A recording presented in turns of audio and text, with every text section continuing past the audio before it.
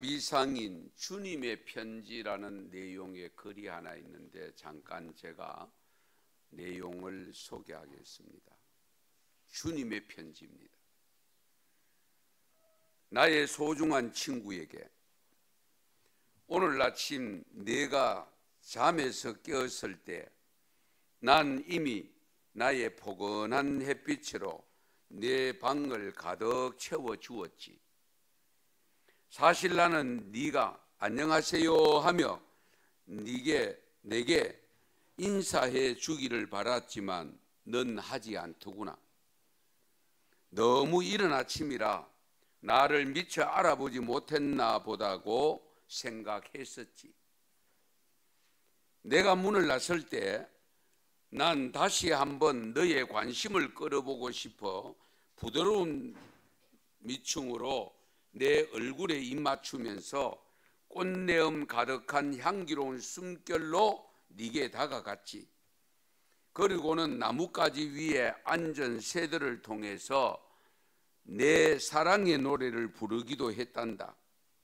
그런데도 넌 나를 그냥 스쳐 지나버리더구나. 얼마 후 난 네가 친구들과 이야기하는 걸 바라보고 있었지. 정말이지 난 네가 나와도 이야기해 주길 얼마나 바랐는지 모른단다. 기다리고 또 기다렸지만 너는 나에게 한마디도 건네지 않고 계속 네 할 일만 하더구나. 오후엔 네게 신선한 소낙비를 보내면서 반짝이는 빗방울로 너에게 신호를 했지. 그것도 모자라서 천둥으로 한두 번 소리 지르기까지 했단다. 그리고 솜털같이 하얀 구름 사이로 널 위해서 아름다운 무지개도 그려보았단다. 그렇게 하면 네가 날 쳐다보겠거니 했는데도 너는 나의 임재를 깨닫지 못하더구나. 네가 하루를 마무리 지을 저녁 무렵에 난 네게 고운 석양을 보내었고 그 후엔 나의 별들을 통해서 네게 수천 번 눈짓을 보내면서 너도 날 알아보고 한 번쯤이라도 내게 눈짓해 주기를 진정으로 바랐단다. 하지만 너는 내게 눈길 한 번 주지 않더구나. 밤에 네가 잠자리에 들 때 그때도 내가 너와 함께 있다는 것을 알려주기 위해서 난 네 얼굴에 달빛을 비추어 주면서 잠들기 전에 잠깐만이라도 나와 이야기해 주겠거니 하고 생각했지만 너는 끝내 한마디도 하지 않더구나. 난 정말 너무도 마음이 아팠지만 밤새도록 잠든 너를 지켜보면서 내일 아침에는 반드시 나에게 반가운 인사를 해 주리라 생각했단다. 그러나 그것도 아니었지. 난 네가 나를 내 목자로 받아주길 바라면서 이렇듯 매일매일 경이롭고 신기한 나의 방법을 통해 나 자신을 너에게 알리고 있단다. 네게 대한 나의 사랑은 푸른 하늘보다 더 높고 깊은 바다보다 더 깊단다. 난 네게 줄 수 있는 모든 것을 가지고 있고 또 네게 나누어 주기를 원한단다. 제발 내게 소식 좀 곧 전해다오. 소식 좀 내게 전해다오. 사랑하는 너의 영원한 친구 예수.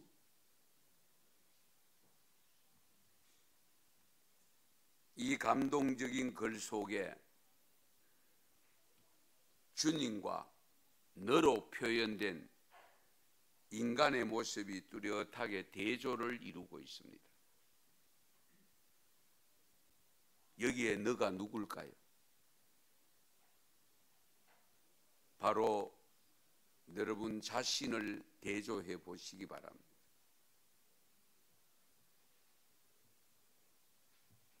예수님은 우리와 대화하기 위해서 다가오는 방법이 정말 아름다운 모습으로 다가오는데도 반응이 없다는 사실, 포근한 햇빛, 부드러운 미풍, 새들의 노래, 반짝이는 빗방울,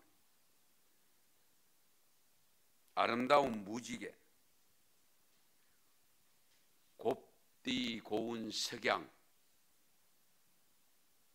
눈짓하는 별빛, 그리고 동화 같은 달빛, 더불어 계시는 주님께서는 이루 말로 표현할 수 없는 평안이 있는 모습, 반면에 주님을 외면하고 있는 인간에게는 평안이 느껴지지 않습니다.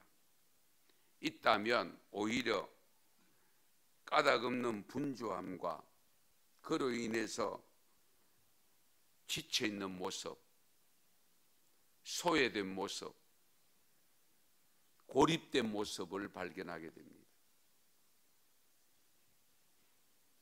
사실 인간들에게는 갈수록 여유가 없고 평화가 없어지고 있습니다.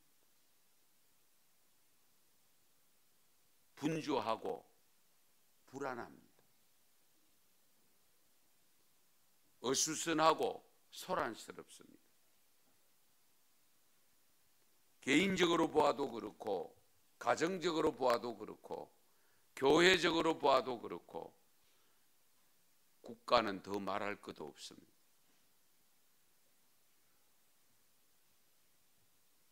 그러면 왜 이렇게 인간들에게 화평함이 없고 평안함이 없을까? 현대 심리학자들은 사람의 마음속에 평화가 없는, 화평함이 없는 이유를 5가지를 제시를 합니다.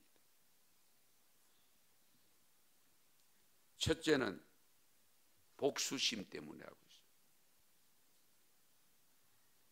이런 마음이 있는 한은 절대로 평안할 수 없지요.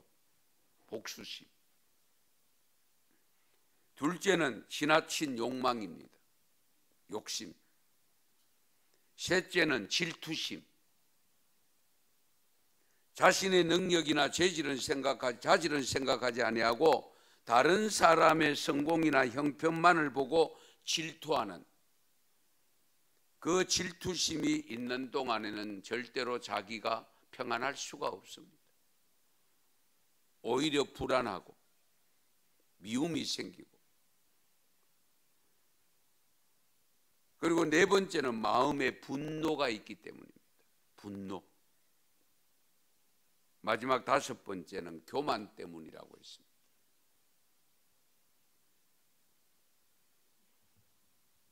이렇게 잘 사는 세상이 되었고, 감히 생각지도 못한 것을 누리는 엄청난 시대에 살고 있음에도 불구하고 마음에 평강이 없다는 것. 그 이유가 뭐냐 했을 때에 복수심과 지나친 욕심과 질투심, 분노, 교만.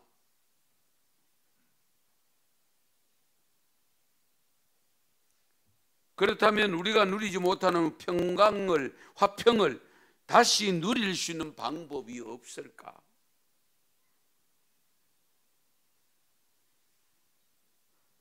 주위 환경을 아름답게 꾸며 놓았다고 해서 반드시 평화를 느낄 수 있는 것은 또 아닙니다. 일시적 순간적으로는 참 아름답다, 참 좋다 하고 지나가면 금방 불안하게 만들고 두렵게 만드는 요소들이 다가옵니다. 옛날에 학교 다녔던 분들, 요즘은 그런 거 잘 못 보겠던데요. 교육감이 우리 학교 방문한다 그러면 뭐 하죠? 청소. 예. 난리지겠다만. 예. 비상 걸립니다. 예. 그런데 장관이나 예를 들면 대통령 순시를 왔다가 학교에 들린다, 관청에 들린다고 하면은 벌써 몇 주 전부터 야단입니다. 엄청나게 없던 길도 만들기도 하고, 예. 흙으로 되어 있던데 포장을 하기도 하고, 예. 없던 꽃도 심고 그런 경험이 있을 겁니다.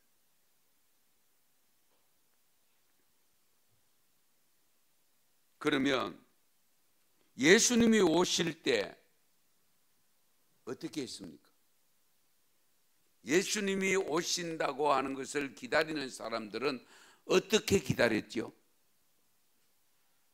뭐 그때는 우리가 모르니까 가고, 다시 오실 주님을 기다리고 있는 대림절 네 번째 주일을 맞으면서 우리가 언제 오실지 모르는 주님을 기다리는 저와 여러분은 어떤 모습으로 기다립니까? 길을 닦고 있습니까? 아름답게 만들고 있습니까?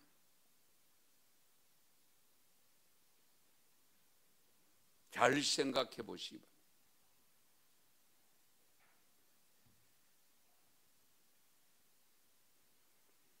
예수님이 세상에 오심은 우리가 생각지도 못하는 엄청난 일이 분명히 기다리고 있음에도 불구하고 우리는 나름대로 안다고 하는 우리들조차도 준비가 미약하지 않습니까? 미흡하지 않습니까? 제대로 해놓고 기다립니까?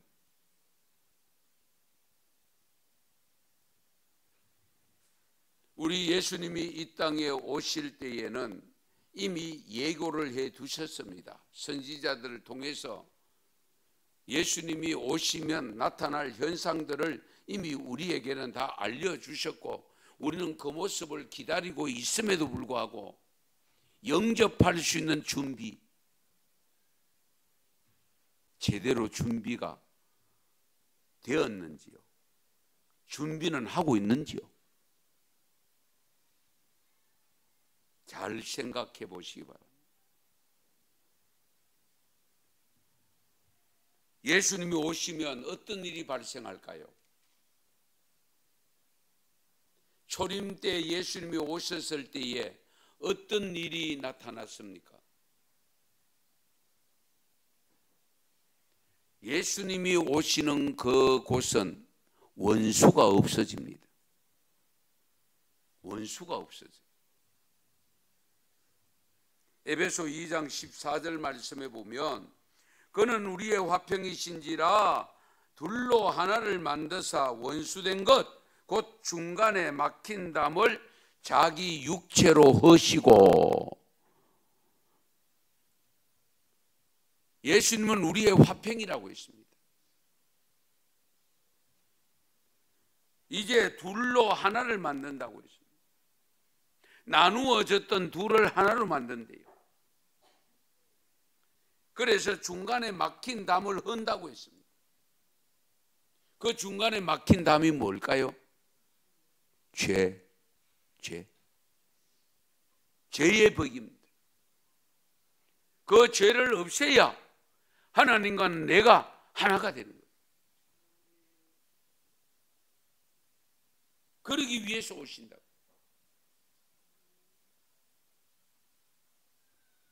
그래서 예수님이 오심으로 하나님과 인간 사이의 원수됨이 소멸을 한다고 했습니다. 예. 죄를 범하는 순간 하나님과 원수됩니다. 원수지간이 됩니다.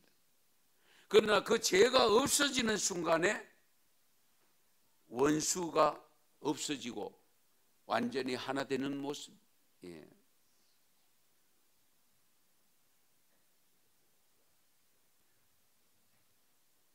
하나님 앞에 나갈 수 없는 상황에서 예수님이 오심으로 하나님께 가까이 갈 수 있는 상황이 만들어진 거죠. 예. 왜? 이제 원수가 아니. 그래서 예수님이 오신 곳에는 항상 원수가 사라진다는 사실이고, 예수님이 있는 그곳은 원수가 있었어도 안 됩니다. 바울이 예수님을 만나기 전에는 예수님이 원수였잖아요. 예수 믿는 사람들이 전부 원수였습니다. 그래서 잡아서 옥에 가두려고 했습니다. 그들을 핍박했습니다. 그런데 부활하신 예수님을 만난 이후에 어떻게 됩니까? 오히려 그 예수를 전하는 사람이 됐잖아요. 그 예수를 전하는 사람. 예. 그 예수를 받아들이고 자기가 지금까지 원수시 여겼던 그 사람들을 형제로 불렀습니다. 형제. 예.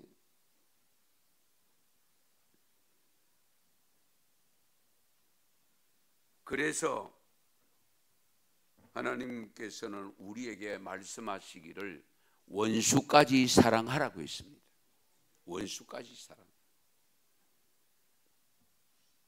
창세기 4장에 보면 라멕이라는 사람, 아마 여러분 기억이 잘 없을 겁니다.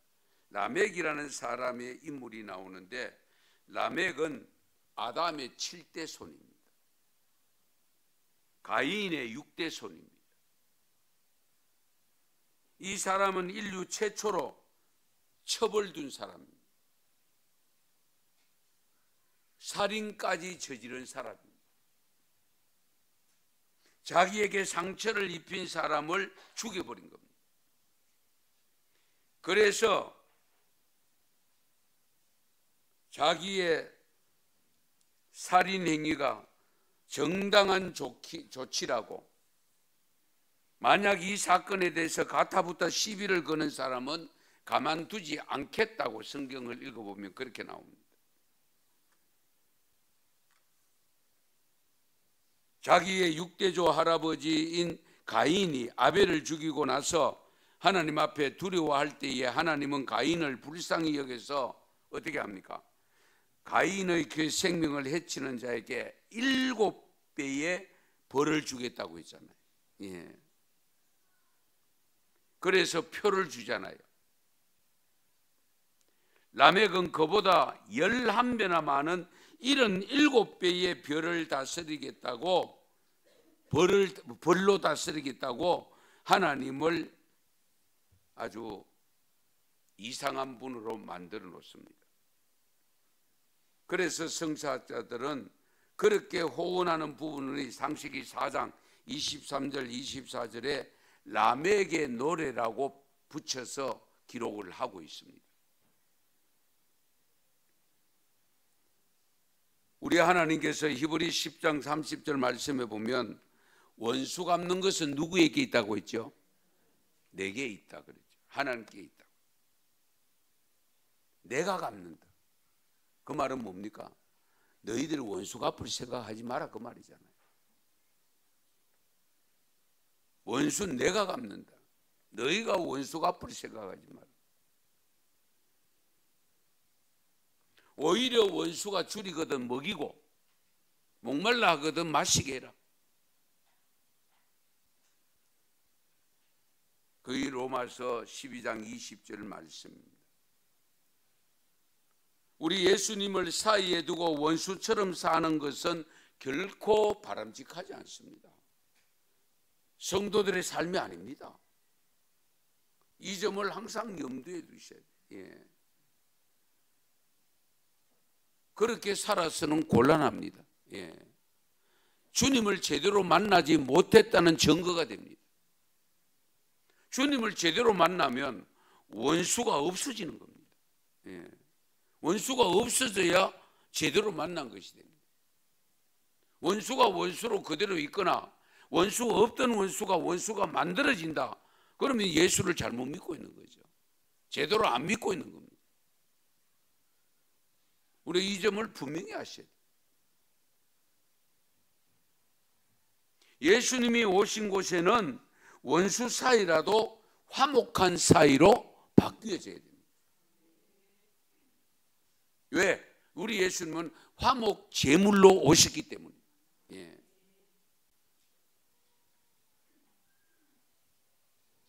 적어도 여러분이 예수님의 오심을 믿는다면 원수 같은 사이에서 화목한 사이가 되어져야 됩니다.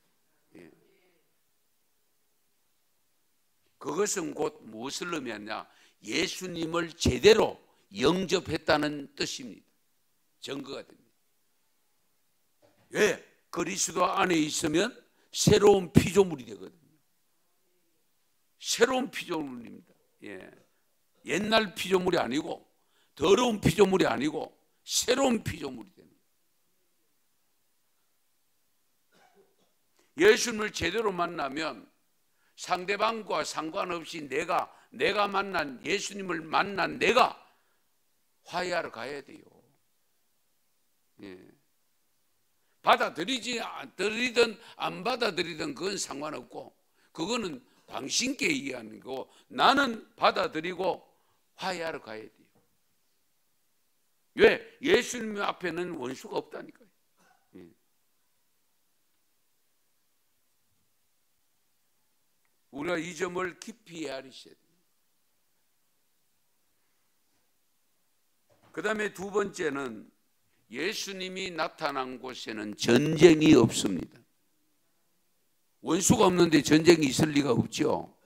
그렇잖아요. 전쟁이 없어요. 그런데 지금 세계 도처에는 전쟁의 위험이 도사리고 있고 전쟁을 치르는 나라들도 있고 저 이스라엘 중심으로 전쟁이 자주 발생하는 것을 우리가 보고 있잖아요. 안타깝게도. 여러분 잘 아시는 러시아와 우크라이나, 저 이스라엘과 팔레스타인, 이 한반도에도 전쟁의 위험이 늘 도사리고 있고 70년이 넘도록 전쟁을 치르지는 않았습니다마는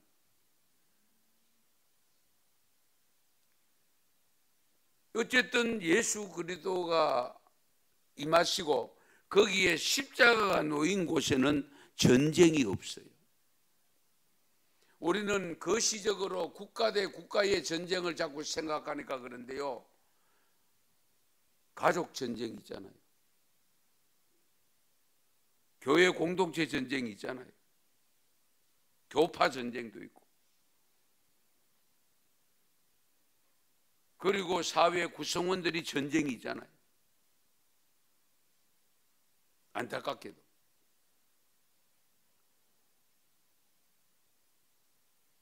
예수를 믿는다고 하는 사람들이 전쟁을 하고 있어요. 그건 믿는 게 아니죠.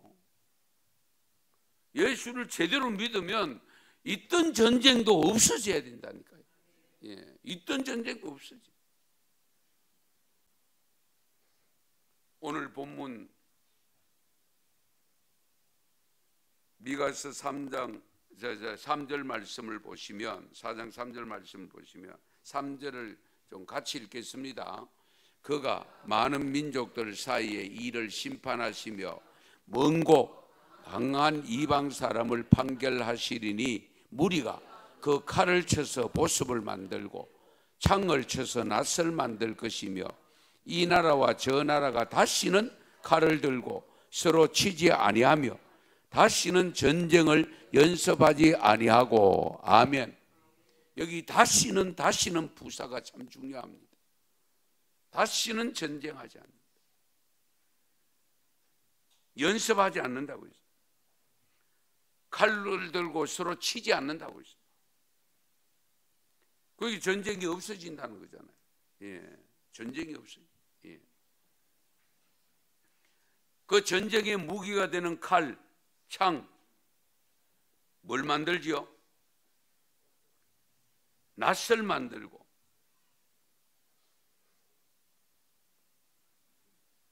낫을 만든다. 보습을 만든다. 호미를 만들고 쟁기를 만들고,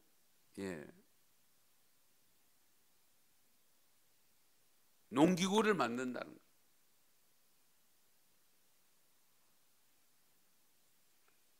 구약성경 스가랴 9장 9절 10절에도 이런 말씀이 있습니다. 같이 읽습니다. 시온에 따라 크게 기뻐할지어다. 예루살렘에 따라 즐거이 부를지어다.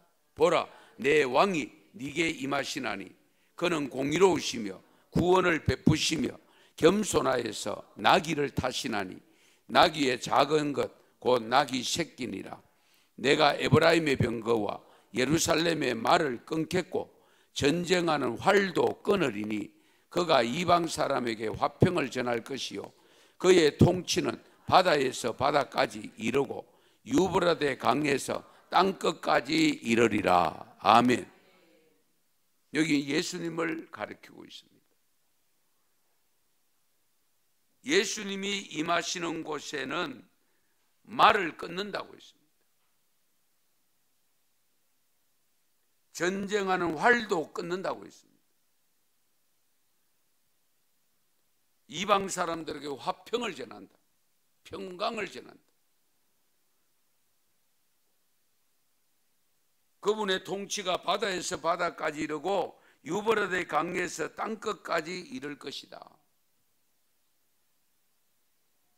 어쨌든 예수님은 평강의 왕으로 오셨고 예수님이 오심으로 말미암아 원수가 사라졌고 원수됨이 사라지니까 무기가 삶의 도구로 바뀝니다.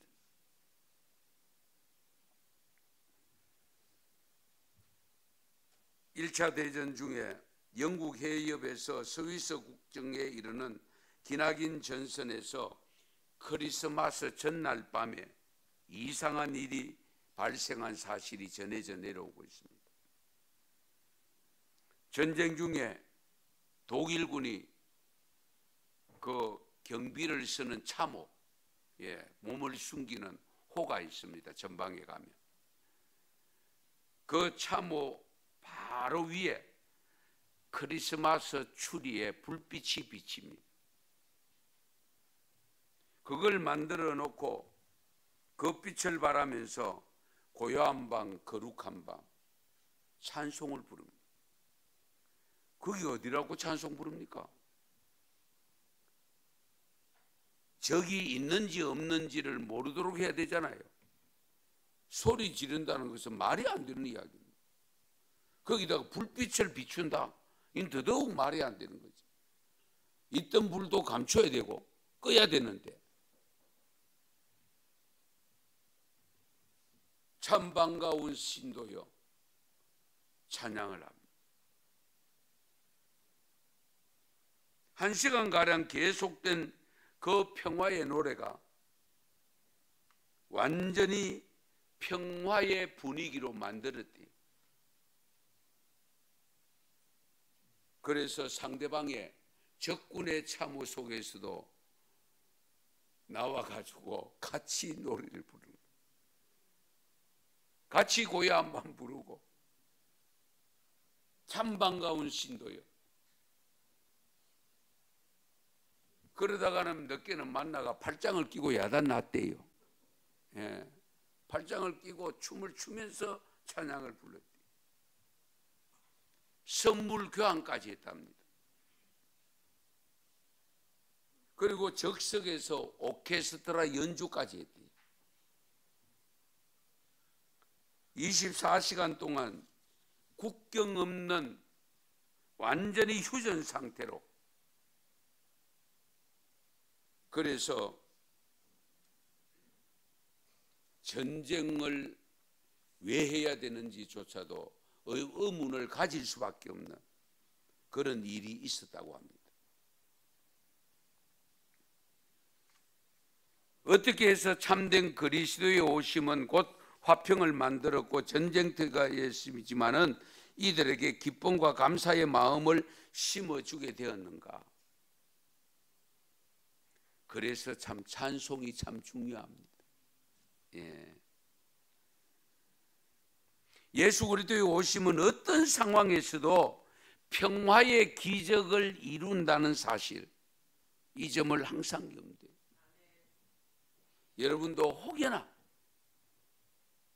가족끼리 다투거나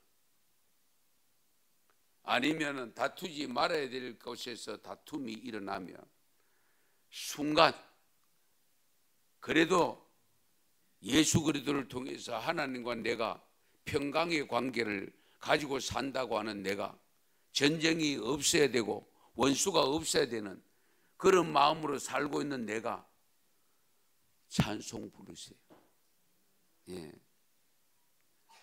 찬송을 부르면 상대방이 듣고 있다가 상대방이 마음이 봄눈 녹듯이 녹아질 수, 봄눈 녹듯이. 예. 그러면 서로가 화해가 되어지고 화평이 되어지고, 그러다 보면 눈물 흘리며 회개가 되지 않겠어요?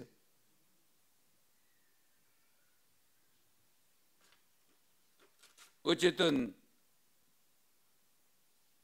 여러분 자신 삶 속에, 심령 속에 주님을 온전히 영접해서 모시면 어쨌든 내 마음의 평강이 일어나야 됩니다.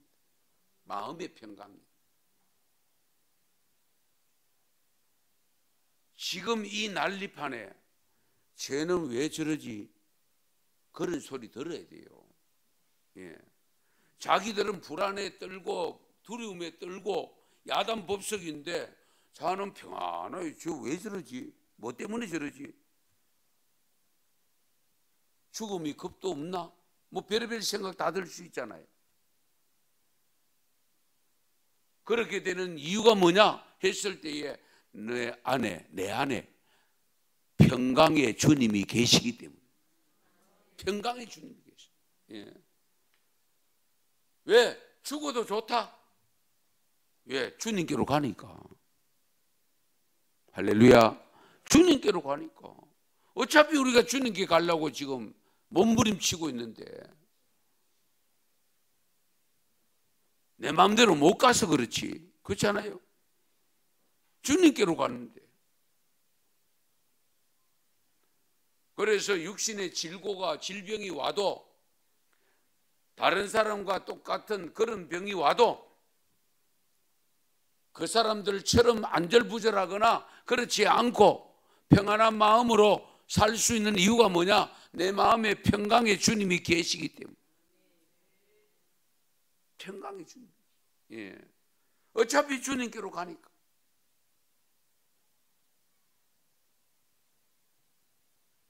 그래서 예수님이 하신 말씀이잖아요. 내가 곧 길이요 진리요 생명이다. 나로 말미암지 않고는 아버지께로 올 자가 없다. 그렇게 말씀했잖아요. 나로 말미암지 않고는 아버지께로 올 자가 없다. 가고 싶다고 가는 게 아니야. 만나고 싶다고 만나는 게 아니야. 나로 말미암지 않고는, 예수님으로 말미암지 않고는 하나님께로 갈 수 없대요. 만날 수 없대요. 하나님과 인간 사이에는 원수시가 되어 있어요. 왜? 죄 때문에 가려져 있어요.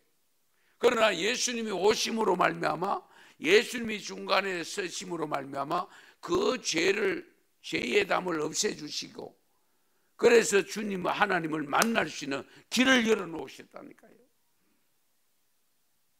이 점을 우리가 깊이 해야 됩니다.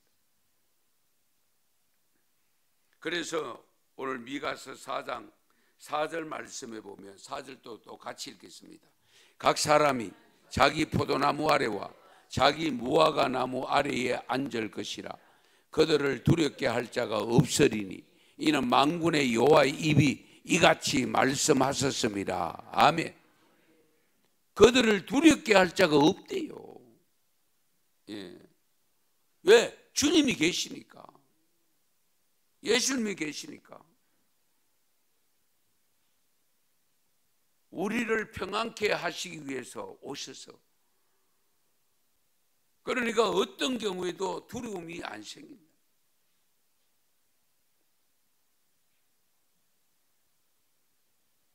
예수님이 오신 곳에는 항상 화평이 기다리고 있습니다.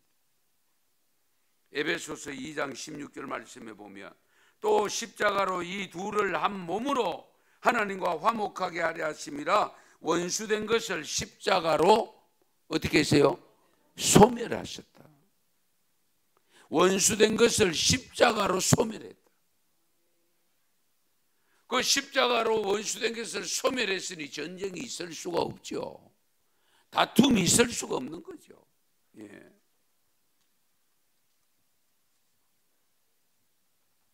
그래서 여러분 지금 세상이 어떤 모습으로 가든지 초조해 하지 마시고 불안해 하지 마시고 두려워하지 마시기 바랍니다. 왜? 하나님은 나의 있을 곳을 예비하시고 기다리고 계시는 분이잖아요. 예. 시편 121편 5절 말씀에 보면 낮의 해가 너를 상하게 하지 아니하며 밤에 달도 너를 해치지 아니하리라. 시편 139편 9절에서 12절 말씀은 또 같이 읽겠습니다. 내가 새벽 날개를 치며 바다 끝에 가서 거주할지라도 거기서도 주의 손이 나를 인도하시며 주의 오른손이 나를 붙드시리이다. 내가 혹시 말하기를 흑암이 반드시 나를 덮고 나를 두른 빛은 밤이 되리라 할지라도 주에게서는 흑암이 숨기지 못하며 밤이 낮과 같이 비추이나니 주에게는 흑암과 빛이 같음이니이다. 아멘. 그래서 우리에게 필요한 것이 뭐냐? 믿음입니다. 믿음. 절대적인 믿음을 가지셔야 돼요. 예. 이 믿음 변치 말아야 돼요. 확고한 믿음 가지셔야 돼요. 예.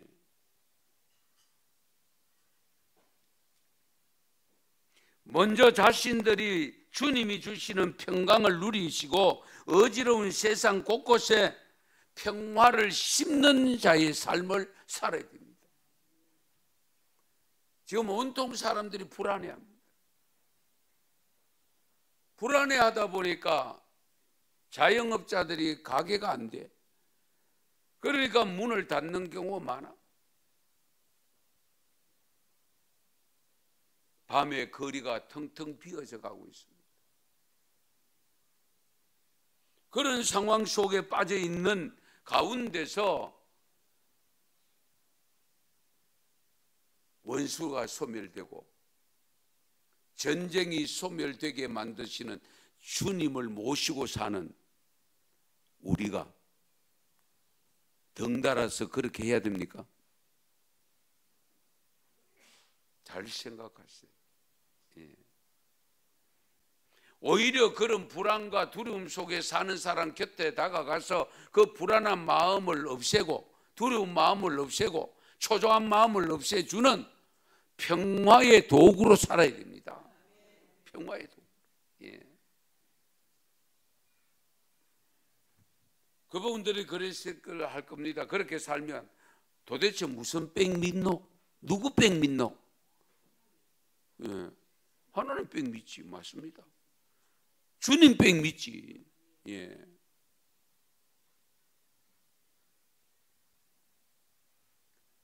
여러분, 우선은 우리 자신의 심령 속에 그리스도를 온전히 영접해서 모시면 심령의 마음의 평강을 가지셔야 됩니다.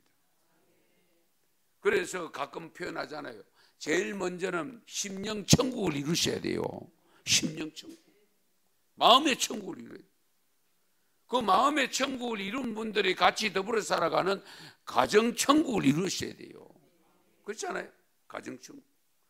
그 가정 천국 이루는 분들이 나와서 공동으로 교회를 구성해서 교회를 만들어서 가고 있으면 그 교회가 천국이 돼야 되지. 아멘도 잘 안 하시는 거니까 아직 천국이 못 된 거 아니에요. 예. 잘 들으세요. 교회 오면 교회가 천국 돼야 돼요. 교회 왔는데 도떼기 시장 같으면 되겠어요? 한번 생각해 보세요. 저 시장의 난장판에 있는 몰이꾼들처럼 내 고함 지르고 싸우고 그러면 되겠어요? 한번 생각해 보세요. 그러다가도 교회 오면 마음이 평안해지고 그렇잖아요. 예. 걱정이 없어지고 염려가 없어지고 불안감이 없어지고 왠지 마음이 평안해져. 우리가 그런 교회가 돼야 되지 않겠어요? 예.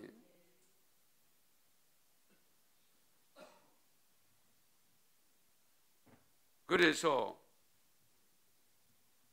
예수님이 오신 곳에는 하나님께로 나아갈 수 있는 은혜를 받게 됩니다.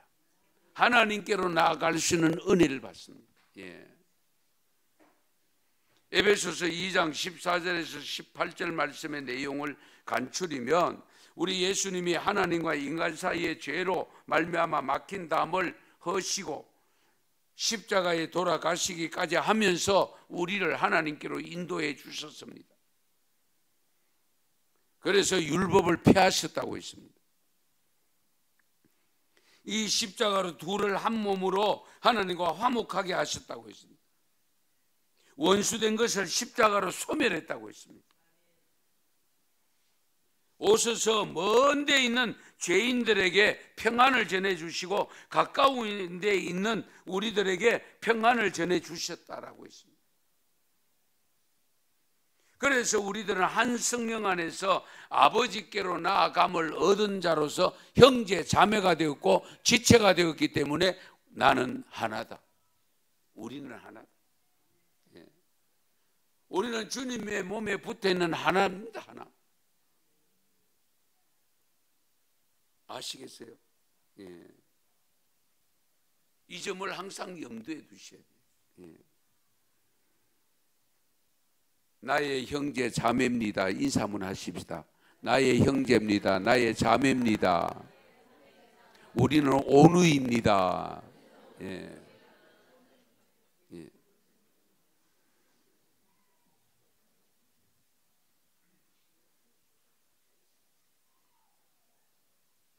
그래서 초조함이라든지 불안함이라든지 두려움, 이것은 평화를 깨는 것들이잖아요. 그렇죠? 예.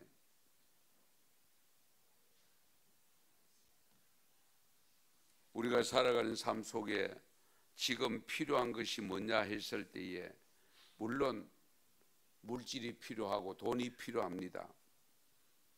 많은 것이 필요합니다만 그 무엇보다 우리를 행복하게 만드는 것은 평화입니다. 평화.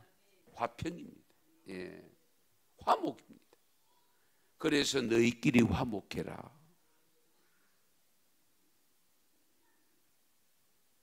하나님을 진심으로 의지하면 가장 먼저 나타나는 현상이 바로 내 안에서 초조함이 사라지고 불안함이 사라지고 두려움이 사라집니다.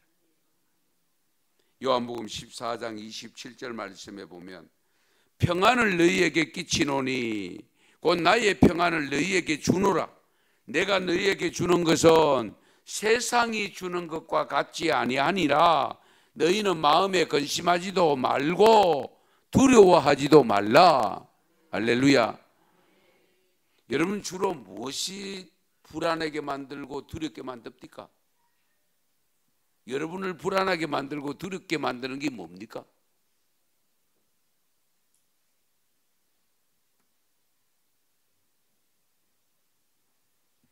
암 아닙니까? 뭐 좀 이상하다 싶으면 병원에 가면 제일 걱정해요. 혹시 암이 아닐까? 그거 두려워하고 있지 않습니까? 예. 그 암을 왜 두려워하죠? 죽음이 가까이 다가오고 있기 때문에. 죽을지도 모른다는 생각을 하고 있기 때문에 두려움이 오죠. 죽음을 왜 두려워하죠? 천국 간다고 믿고 있는데요. 여기 우리가 중요한 겁니다. 내 믿음이 불안하면 두려울 수밖에 없어요. 그렇잖아요. 믿음이 불안하니까 두려움이 생기는 거예요. 믿음이 확고하면 두려워해야 될 이유가 없잖아요. 그 좋은 천국 빨리 가면 좋을 텐데. 그런데 왜 안 가려고 하죠? 전 늘 그게 의심스러워요. 그렇게 좋은 곳은 빨리 가고 싶잖아요.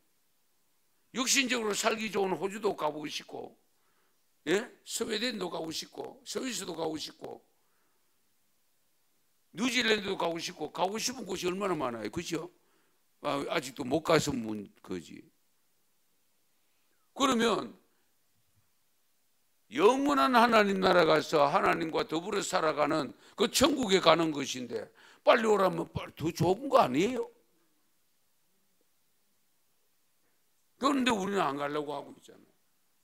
더 오래 있으려고 여기 뭐가 좋다고 그렇게 오래 있고 싶어요? 잘 생각하셔야 돼요. 그러나 억지로 빨리 가는 것은 바람직하지 않습니다. 왜요?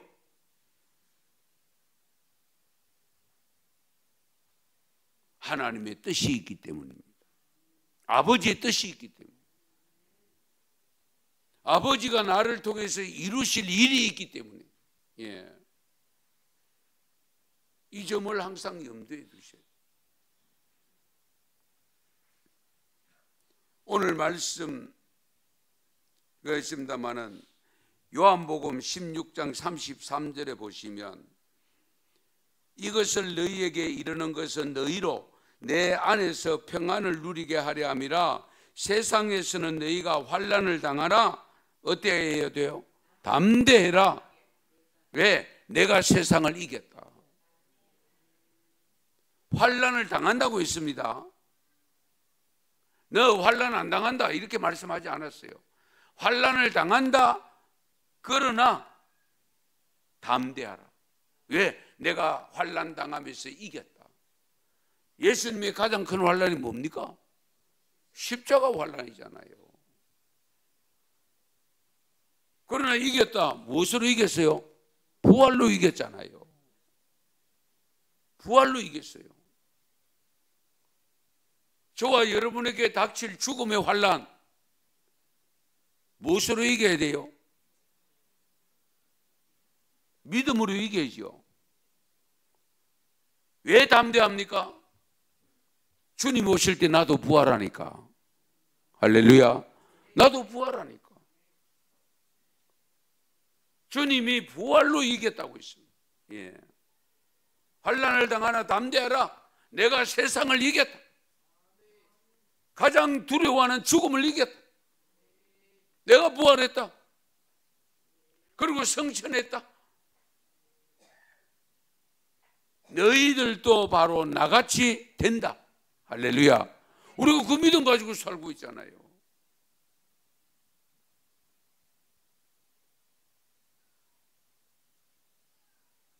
이런 점을 우리가 깊이 헤아리셔야 됩니다. 존 베일리라는 목사님이 계셨는데 세계 제2차 대전이 한창일 때에 어느 교회를 방문해서 주일 예배에 설교를 합니다. 그날 밤에 공습으로 인해서 잠을 한 잠도 못 잤대요. 폭탄이 떨어지는 상황 속에서 그 방문한 목사의 딸은 아주 곤하게 잘 자더래요. 여기 설교한 목사는 오히려 잠을 못 자는데 그 방문한 그 목사님 집에 목사님 딸은 너무 잘 자고 있더래요. 폭탄이 막 쏟아지고 소리가 나고 야단이 났는데. 그래서 목사 이튿날 아이가 잠에서 깨어났을 때에 물었대요. 폭탄이 떨어지는데 그렇게 잠이 오더냐? 그러니까 이 딸이 뭐라고 대답했냐면, 목사님께서 어제 설교에서 어떤 상황에서도 하나님 품 안에 있으면 얼마든지 평안을 누릴 수 있다고 했잖아요. 목사님이 완전히 한 방 맞았습니다. 목사님이 설교를 그렇게 했잖아요. 나는 그렇게 믿고 잤습니다. 그런데 목사님은 한숨도 못 잤어. 그럼 설교 따로, 믿음 따로잖아요. 잘 생각하세요. 예. 가르치는 그렇게 가르치는데 내가 그렇게 못 살고 있어요. 안타깝게도. 그래서 이 존 베일리 목사님은 자신이 믿음 없음을 회개했다고 했습니다. 내가 믿음이 없구나. 그리고 회개했다. 정작 설교를 했는데 믿음이 없으니까 불안한 가운데서 뜬 눈으로 밤을 새운다. 그런데 그 목사님의 설교를 들었던 그 목사님의 딸은 조금도 두려워하지 않고 쿨쿨 잘만 자고 있는, 폭탄 소리가 나도. 예.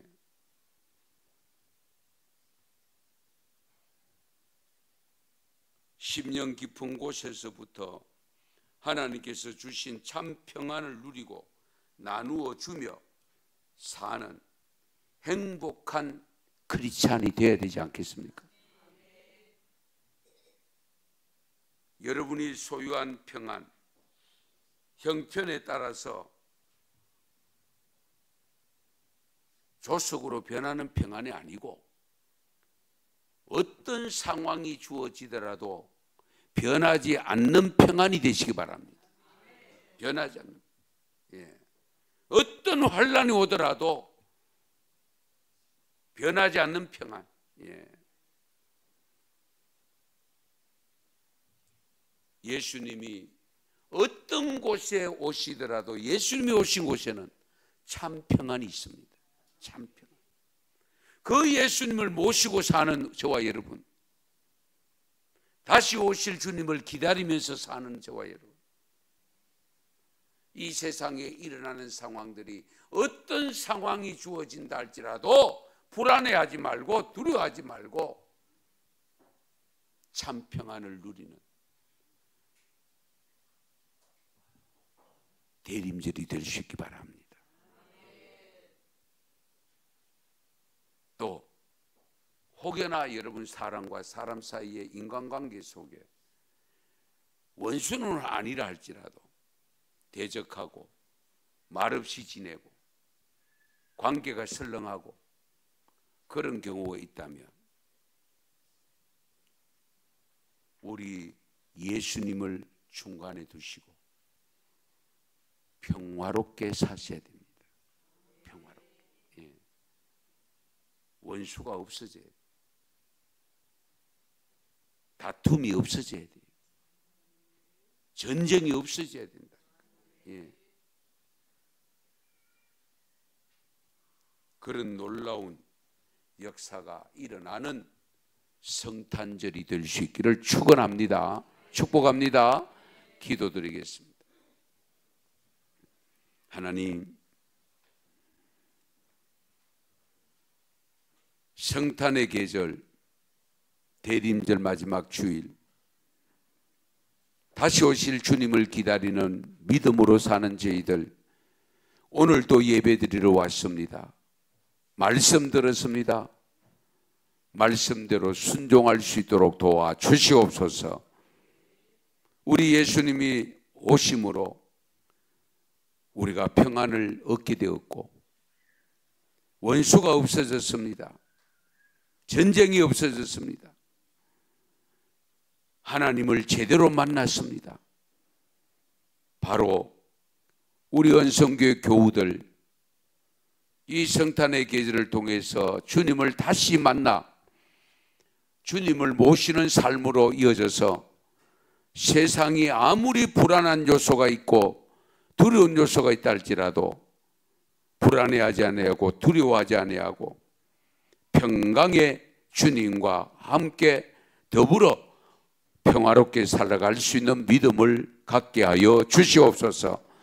예수님의 이름으로 기도드리옵나이다. 아멘.